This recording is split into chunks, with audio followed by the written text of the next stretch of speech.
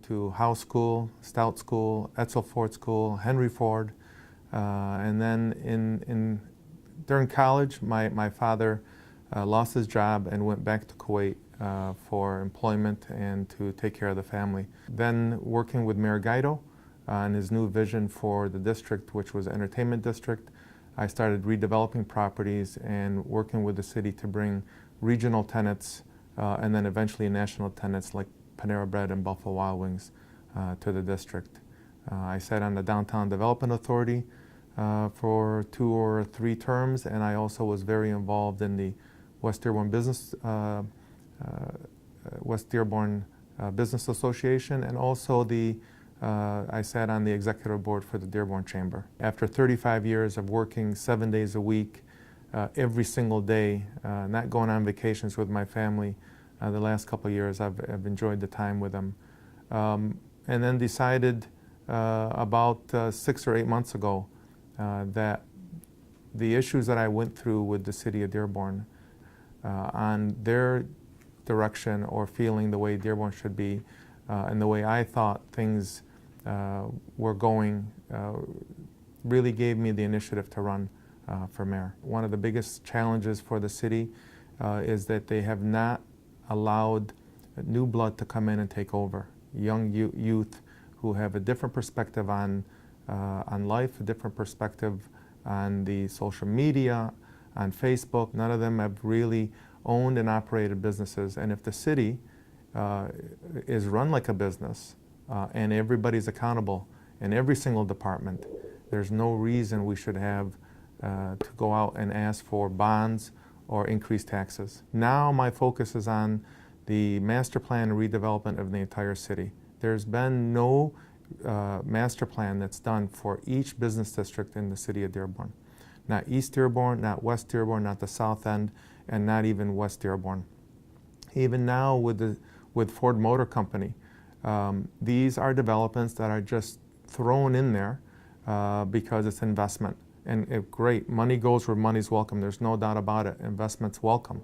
But are you truly doing the right thing under a 20-year plan, under a 50-year plan, 100-year plan that most economic and community development companies come in and do?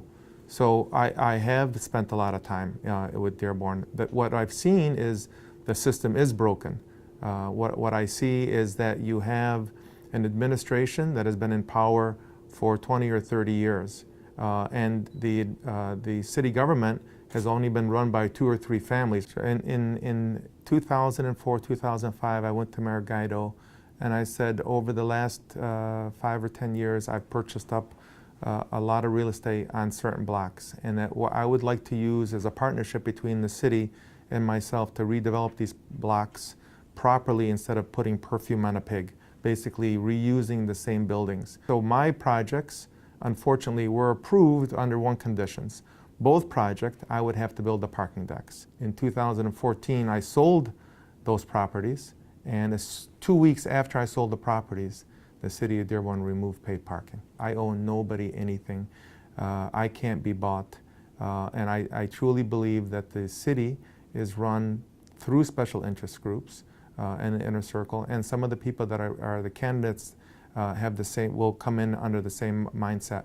My initiatives are clear to make change, right? So I'm saying that I want to come in there and amend the charter to say that we are going to impose term limits to make sure that these dynasties don't stay forever. I'm going to also make sure that we try to put to vote districts in the city of Dearborn. So we have representation from the South End, from East Dearborn, because the mayor is very, very powerful and ran slates. And because of those slates, all of the city council members were from the West End. So I'm coming in there to make change. Is that a dream? I think every businessman dreams of doing the right thing and good things, but I own nobody anything. And Dearborn should be the trendsetter in Wayne County and in Michigan, is to utilize the EB-5 program to go out there and solicit funds to be able to use the federal money under the EB-5 program to build an indoor soccer field. And this way you have no debt, you owe nobody money, that soccer field, to generate revenues to help support itself, the maintenance and otherwise. But You absolutely, in order to keep your residents happy, you have to give them what they're asking for. And this is not the first time that I've heard that people want soccer and indoor soccer. First, I'm the only Arab American mayoral candidate that's running. And I think there's a dynamic in the city.